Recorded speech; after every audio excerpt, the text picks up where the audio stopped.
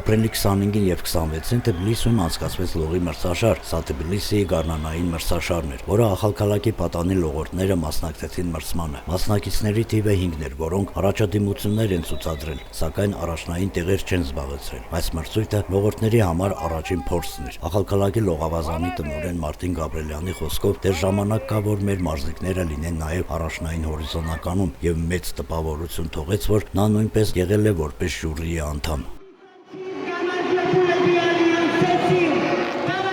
Կային 500-ից ավելի լողորդներ